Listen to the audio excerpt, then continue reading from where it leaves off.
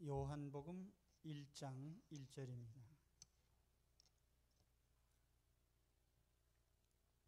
3절까지 봉독하겠습니다. 태초에 말씀이 계시니라. 이 말씀이 하나님과 함께 계셨으니 이 말씀은 곧 하나님이시니라. 그가 태초에 하나님과 함께 계셨고 만물이 그로 말미암아 지은 바 되었으니 지은 것이 하나도 그가 없이는 된 것이 없느니라. 아멘. 오늘부터 요한복음 말씀을 같이 나누도록 하겠습니다. 요한복음은 요한이 기록한 복음서라는 뜻입니다. 요한복음. 예수님 생애를 기록한 4명의 저자가 있습니다. 마태, 마가, 누가, 요한. 그 중에 오늘부터 우리가 보고자 하는 것은 요한복음입니다. 요한복음의 저자는 요한입니다. 신약 성경에 요한이란 이름이 붙은 두 사람의 특별한 인물이 있죠. 첫째는 예수님을 세상에 알린 세례 요한입니다. 세례자 요한, 세례 요한 그렇게 부르죠. 또 한 명은 12사도 중에 한 사람인 사도 요한입니다. 그래서 세례 요한과 사도 요한은 다른 인물이에요. 사도 요한은 갈릴리 어부로 있다가 사도로 부름받은 사람입니다. 형제가 같이 부름을 받았는데 그의 형제의 이름은 야고보인데 그 야고보는 사도행전 12장에 먼저 순교당했습니다. 사도 요한은 12사도 중에 나이가 가장 어리기 때문에 가장 늦게까지 사역을 했어요. 일설에 의하면 그가 에베소에서 목회를 했다는 기록이 있고 그래서 지금도 에베소 유적지에 가보면 사도 요한의 그 교회의 흔적이 있고 또 그가 말년에 예수님의 모친 마리아를 끝까지 모셨다는 전설이 남아 있습니다. 사도 요한은 본래 성격이 과격한 사람인데 그러나 그가 예수님을 만난 후에 사랑의 사도로 변화됩니다. 그가 이렇게 된 것은 예수 그리스도가 누구신지 예수님이 누구신지 그가 깨닫고 난 후에 그의 삶의 변화가 왔습니다.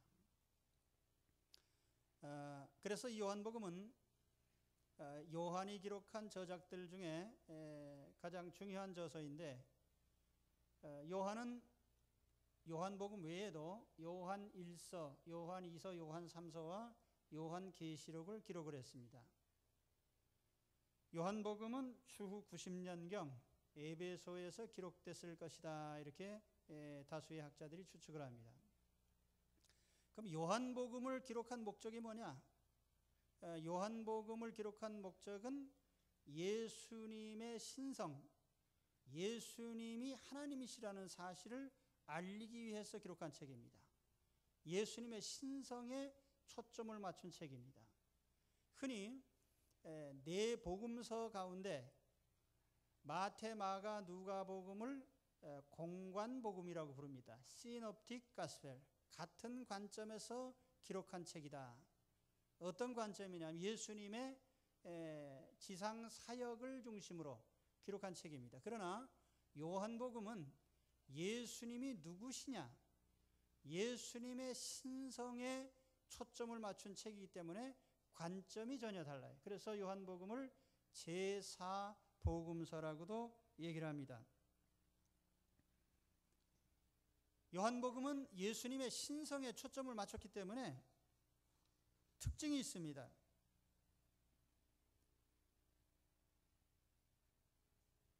사도 요한이 그랬듯이 요한은 관념적인 믿음보다는 예수님을 믿는 믿음, 그래서 예수에 관한 믿음을 그는 가장 중요하게 여기고 있습니다. 예수를 누구라고 믿느냐라고 하는 것. 그래서 요한복음에는 믿음이라고 하는 명사가 없고 믿는다고 하는 동사만 98회 사용되고 있습니다. 요한은 7가지의 이적을 기록하고 있지만 기적 자체보다도 기적을 행하신 예수님이 누구냐 하는 데에 많은 초점을 맞추고 있습니다. 예수님은 누구시냐?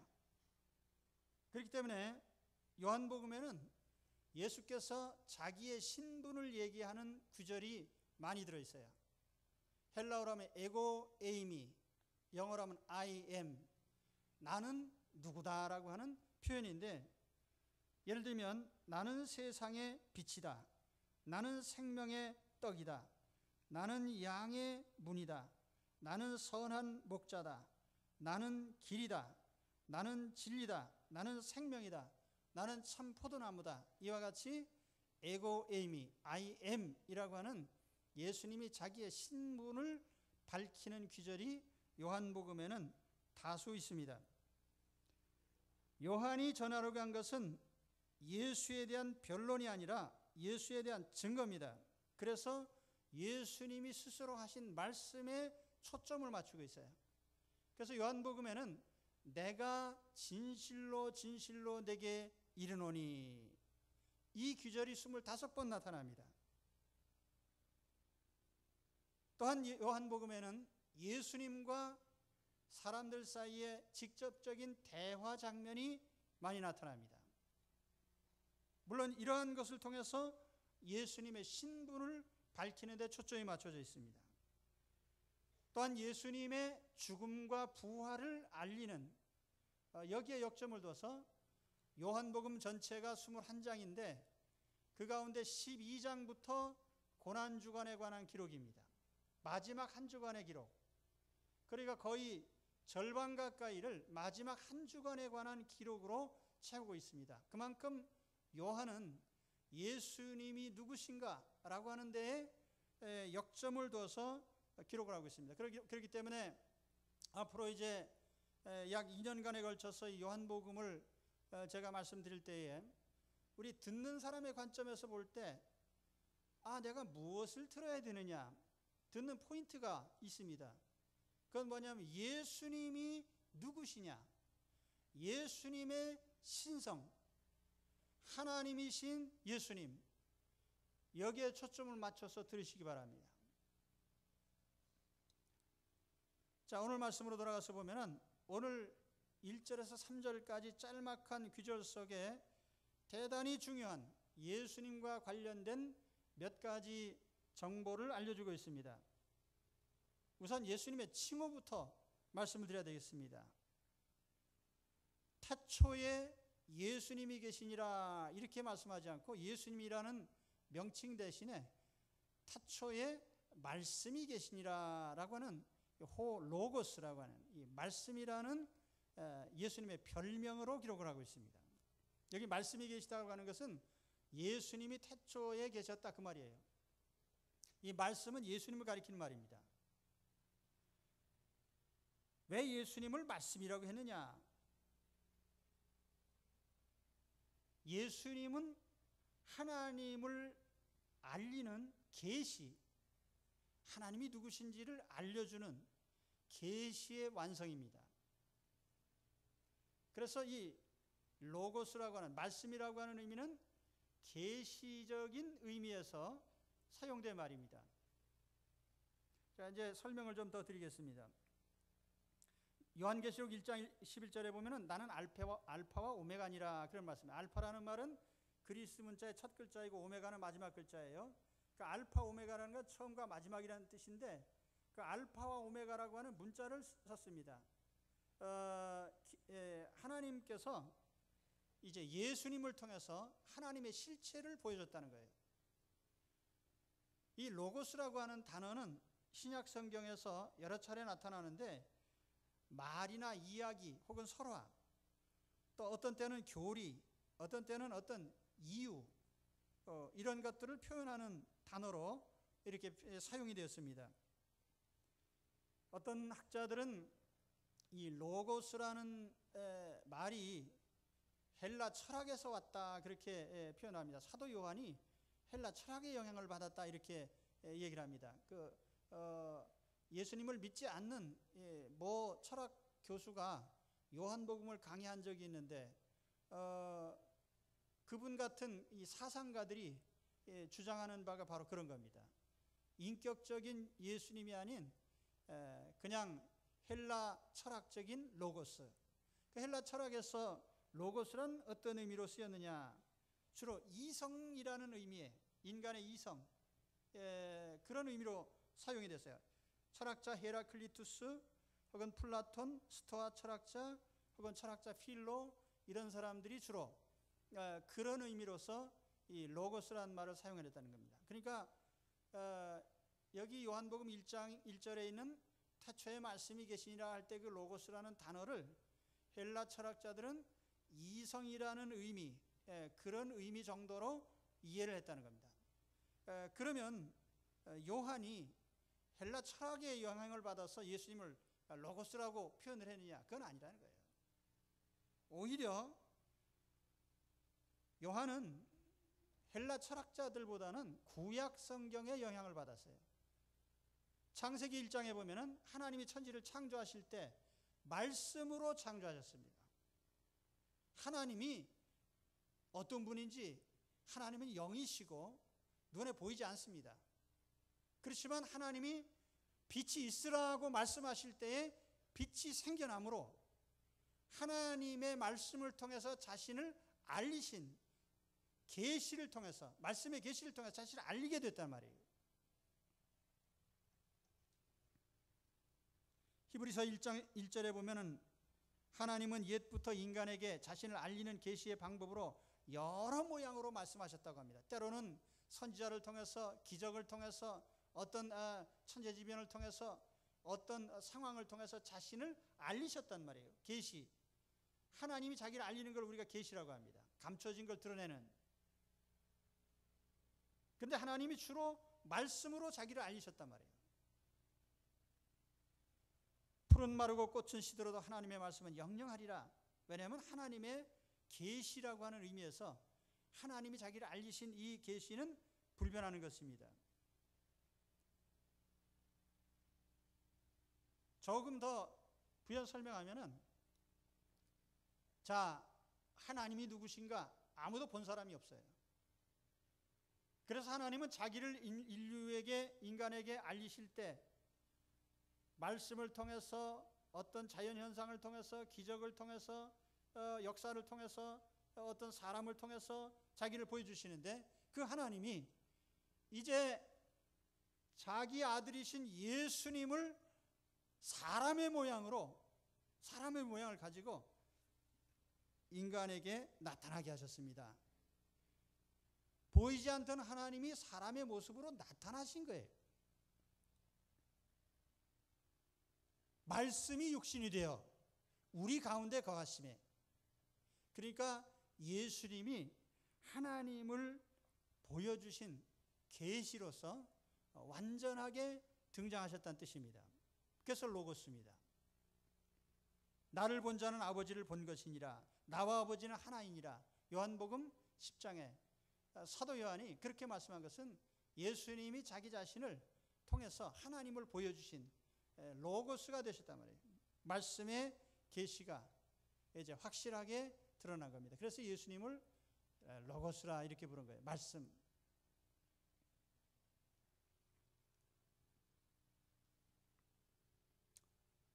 과거에는 청각이나 여러 가지 현상을 통해서 자기 자신을 알리셨는데, 이제 우리의 시청각적인 모든 것을 통해서 하나님을 볼 수 있도록 사람의 모습으로 나타나셨다 이 말이에요.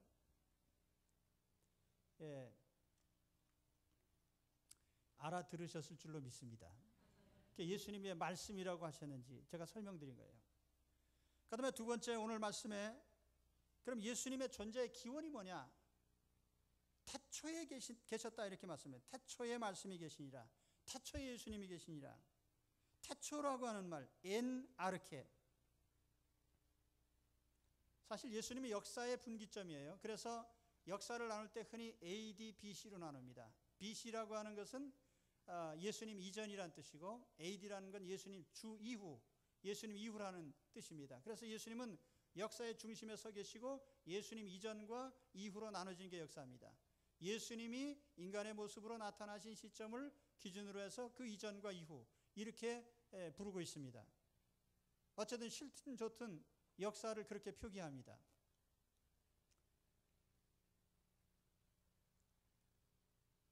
그러면 예수님은 언제부터 존재하셨느냐? 태초에 존재하셨다. 그 태초라는 것이 뭐냐? 시간적으로 어떤 출발점을 가리키는 것인가? 아닙니다. 태초라는 말이 성경에 창세기 1장 1절에 또 나타나요. 태초에 하나님이 천지를 창조하시니라. 그때 그 태초라는 말은 물질 세계가 존재하기 시작한 출발점을 말하는 거예요. 그건 시간의 어떤 시점이 있습니다. 출발점이. 그런데 예수님이 계시다고 하는 태초라는 말은 시간적 어떤 출발점을 가리키는 게 아니에요. 시간 이전에. 그래서 엔 아르케 태초에라는 말 다음에 엔 호 로고스, 여기 엔이라고 하는 그 헬라어의 비동사가 과거형으로 되어 있습니다. 그래서 그 영문으로 번역할 때는 in the beginning, 태초에 was the word, was 비동사의 과거형을 쓰고 있습니다. 그러니까 태초라고 하는 어느 시간을 시점으로 볼 때 예수님은 벌써 그 이전에 계셨단 말이에요. 그때부터 비로소 to be 존재하는 분이 아니고 그 이전에 계셨다는 말씀입니다. 다시 말해 예수님은 영원 전부터 계신 분이다, 그런 뜻이에요. 여호와의 증인들이 가끔 엔 아르케를 가지고 와가지고 아무것도 모르는 사람한테 뭐 아는 척 얘기하는데요.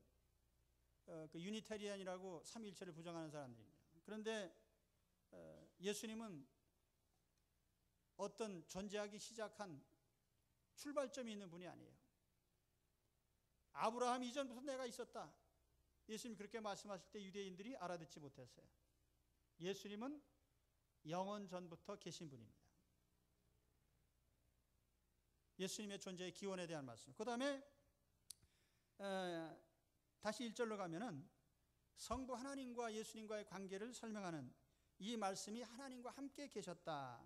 그 1절 2절에 반복해서 설명합니다. 함께, 하나님과 함께 계셨다. 여기 하나님이라는 표현은 삼위일체 하나님 중에 특히 성부 하나님을 가리키는 말입니다. 여기 함께라고 하는 헬라어 전치사가 프로스라는 말을 쓰고 있습니다. 흔히 그 파라라고 하는 전치사가 있어요. 그 위드라고, 영어로 번역하면 위드라고 하는 그 의미인데 어떤 근처에 함께 있다, 그 말인데, 그러나 프로스라고 하는 말은 그보다는 의미가 약간 달라서 어떤 그 방향성을 가진 말입니다. 예를 들어서 영어 전치사에 보면은 in이라는 전치사가 있어요. 그건 어떤 뭐뭐 안에라고 하는 상태를 가리키는 거예요. into 그러면은 안으로라고 하는 방향을 가리키는 말입니다. 그래서 예수님과 하나님, 성부 하나님 사이는 그냥 함께 있는 상태가 아니고 서로 향하여서 교제하는, 교류하는 상태에 있다, 그런 뜻이에요. 다시 말하면 성부 하나님이 하시는 모든 사역에 아들이신 예수님이 다 참여를 하고 계시고 인격적인 교류를 하고 계시다, 그런 말입니다. 사도 요한이 말하고 싶었던 게 뭡니까? 이 말씀은 곧 하나님이시다. 오늘 말씀에 그렇게 얘기를 합니다. 이 예수님은 곧 하나님이시다. 그 예수님을 그렇게 얘기를 하고 싶은 거예요. 내가 3년 반 동안 따라다닌 저 예수님, 그 예수님은 내가 처음에는 인간인 줄 알고 따라다녔더니 나중에 보니까 이분은 신성을 지니신 하나님이시더라. 그리고 이분은 하나님 아버지와 영원 전부터 같이 계셨던 분이다.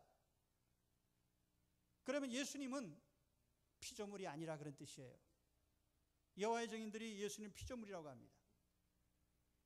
또 오늘날 많은 사람들이 예수님의 인성만 믿는 가짜 신자들은 예수님의 신성을 부인하는데, 이런 사람들은 바로 이 귀절에 대해서 그렇게 해석을 합니다. 요한은 요한복음 17장에서 성자의 위치를 이렇게 강조합니다.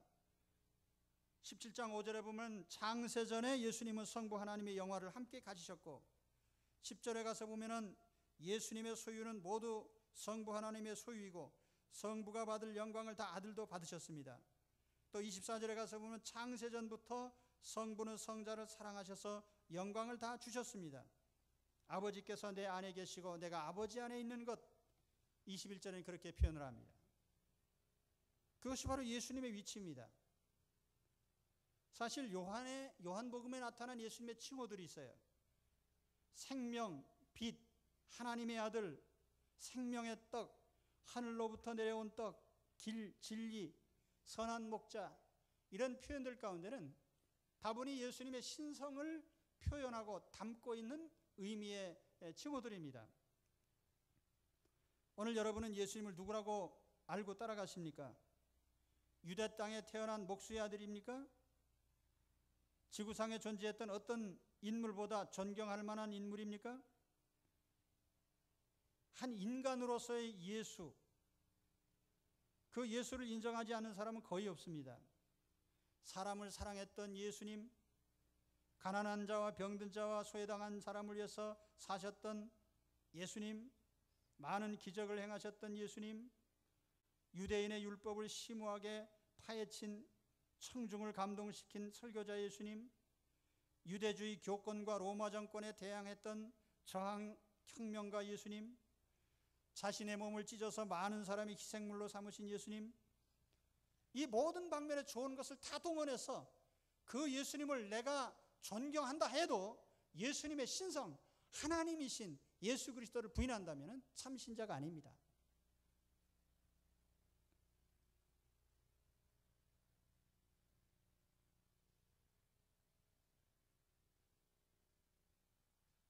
오늘날 기독교를 연구하는 신학교의 교수들 가운데 절반 이상은 다 예수님의 신성을 믿지 않습니다. 여러분은 아마 이 놀라운 사실에 대해서 잘 모르실 거예요. 그래서 세계적으로 유명한 석학이라고 하는 또 많은 기독교 학자들의 이름을 빌어서 나온 기독교 서점에 가면 그런 책들이 있습니다. 일반 서점에 가도 있고 세상 사람이 좋아서 읽는 기독교 서적들 가운데 예수님의 신성을 부인하는 책들이 많이 있습니다. 그래서 오늘 우리 교회 안에 예수님을 믿는 사람들 가운데도 이런 책들을 많이 보면서 예수님을 반쪽만 믿는 분들이 많이 있어요. 오늘 여기 계신 여러분 가운데 예수님의 신성을 믿지 않고 예수님의 하나님이심을 믿지 않는다면 여러분들은 기독교인이 아닙니다.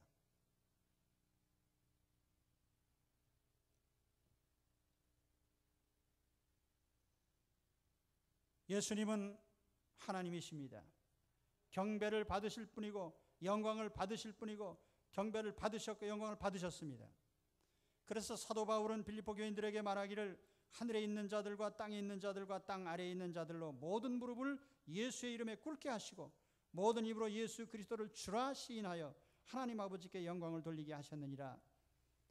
오늘 기독교를 연구하는 많은 신학자들이 예수님의 이름에 무릎을 꿇지 않습니다. 예수님을 주라고 시인하지 않습니다.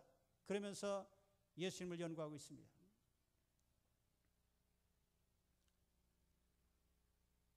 예수님은 하나님이십니다. 바로 이것을 알리려고 사도 요한이 요한복음을 기록한 거예요. 오늘 우리가 믿어야 될 부분이 바로 이것입니다.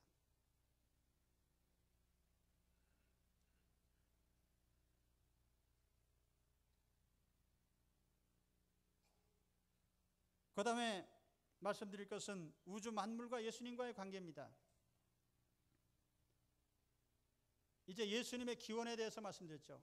존재의 기원, 성부 하나님과의 관계를 말씀드렸죠. 그 다음에 우주 만물과 예수님 사이의 관계에 대해서 설명을 합니다. 우주 만물은 예수님이 지으셨다. 예수님은 창조주시다. 3절에 보시면 만물이 그로 말미암아 지은 바 되었다.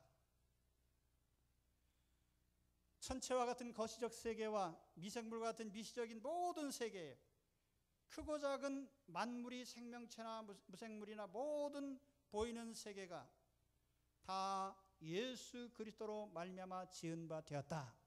이렇게 말씀을 합니다.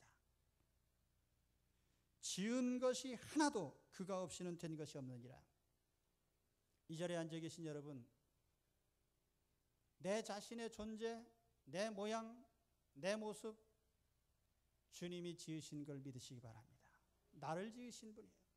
창조주십니다.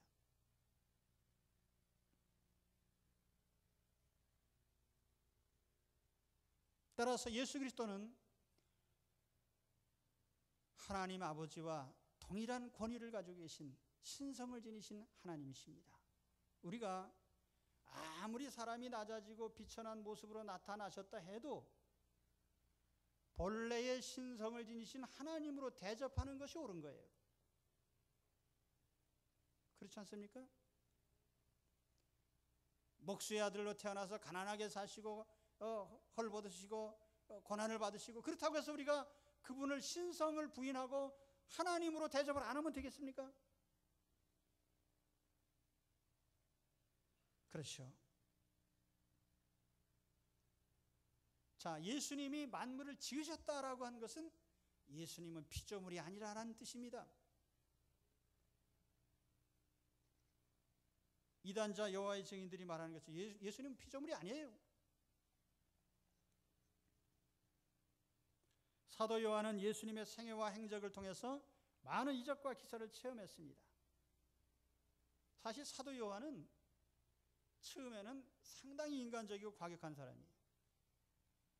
그러니까 자기 마음에 들지 않는 사람은 하늘에 불을 내려서 몽땅 태워버리자 뭐 이런 소리를 한 사람이에요. 여기 여러분 가운데 혹시 자기 마음에 들지 않는다고 그냥 하늘에서 불이 내려와서 몽땅 태워버리자 그런 생각이에요. 저도 성격이 비슷해가지고 세상에 보면 고약한 사람들 많거든요.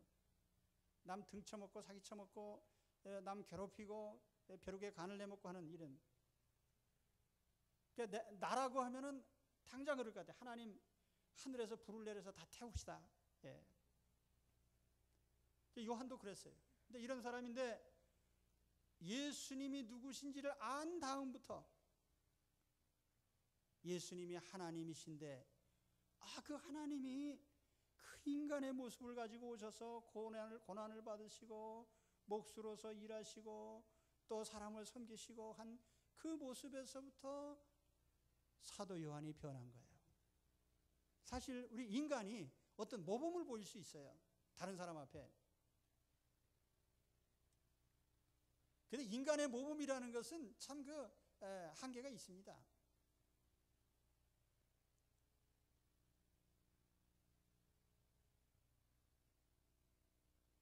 근데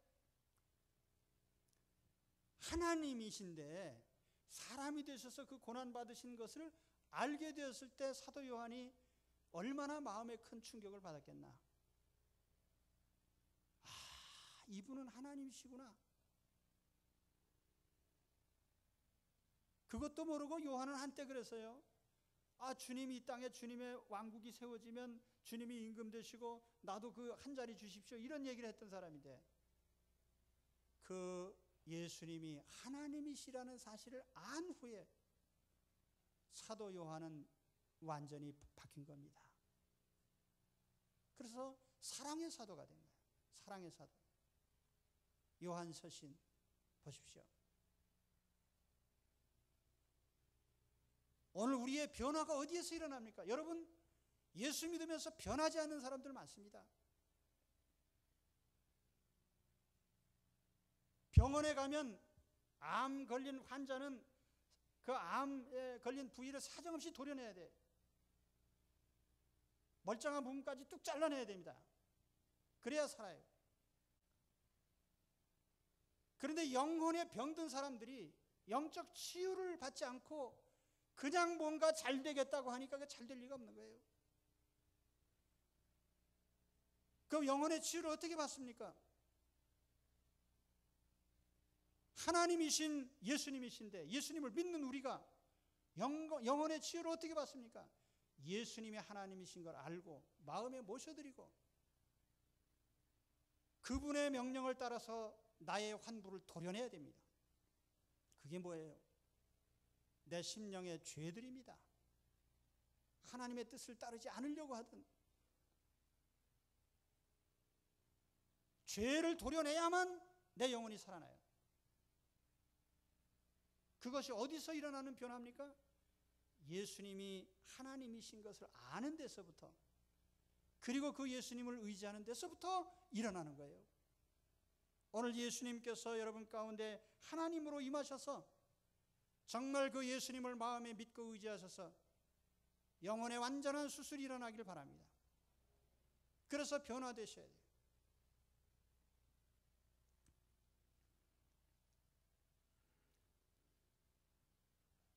이제 오늘 말씀을 요약해 드리겠습니다.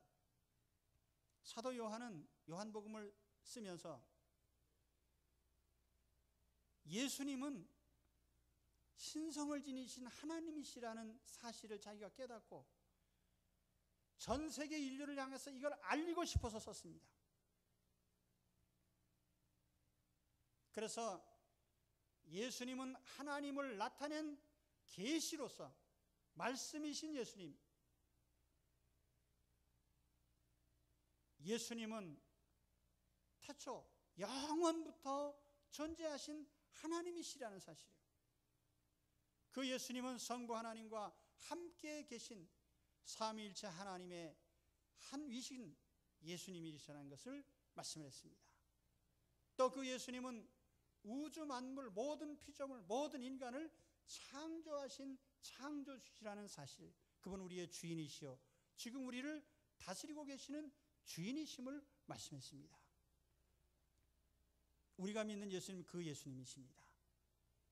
과거 우리가 예수님에 대해서 어떻게 생각했든지 이제 우리가 예수님을 바로 알고 그 예수님을 믿고 의지하시는, 그래서 매일의 삶을 통해서 기적을 만들어내시고 내 삶을 변화시키시고 영혼의 치유를 받으시고 삶이 새로워질 수 있는 여러분들이 되시기를 축원합니다. 기도하겠습니다.